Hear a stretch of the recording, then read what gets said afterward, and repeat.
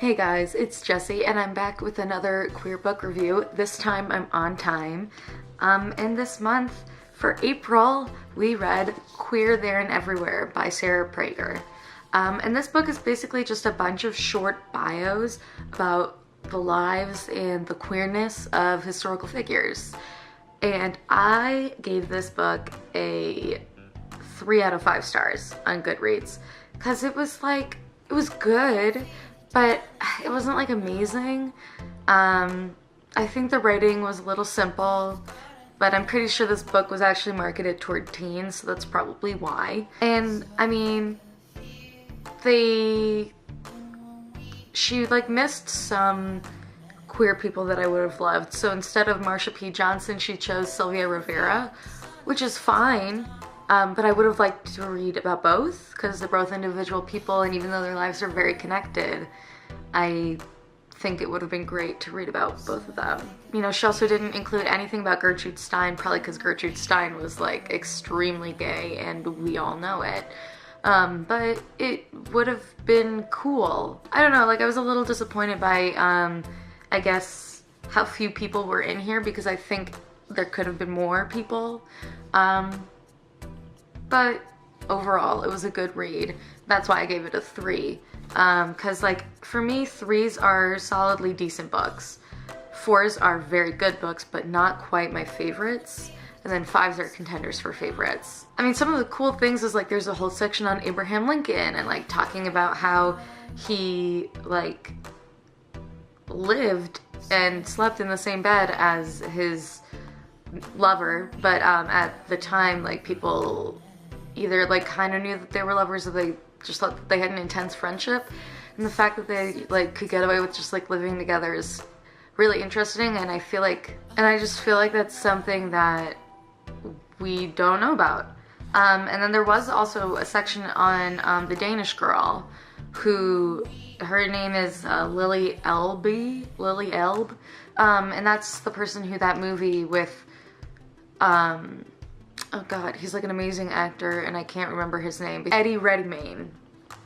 Yeah, and there was a lot of controversy about that, but I think the reason that they chose a cis person was because they wanted to show the transition, and that's something that's, I don't know, I'm just sort of putting into perspective what I think the director and casting director were thinking about.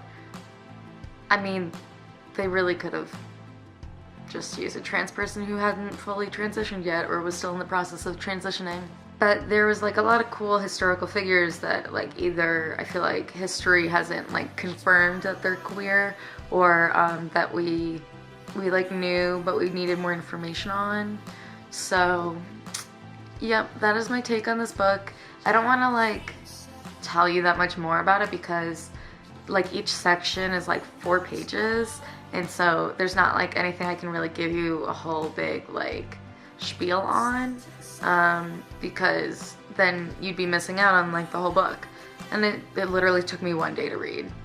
So super easy read, definitely recommend it. And this upcoming month we're going to be reading my favorite book by my favorite author, who's also now my friend, which is really weird. We have a podcast together called The LOL Word, which is about the L word, and you guys should really listen to it. Apparently, a lot of people are listening to us already, but I think other people should be listening. So I'm going to be reading Invincible Summer by Hannah Moskowitz, favorite author, one of my good friends now, which is incredible. I feel so blessed. And just my life is unreal right now. I'm very, very lucky in a lot of ways. And I'm gonna be doing a review on her book, and the reason for doing it so early in the summer is to kick off the summer. And I'm worried about traveling with my favorite book because I don't want to lose it. It's signed by her. I've underlined a lot of my favorite passages in it.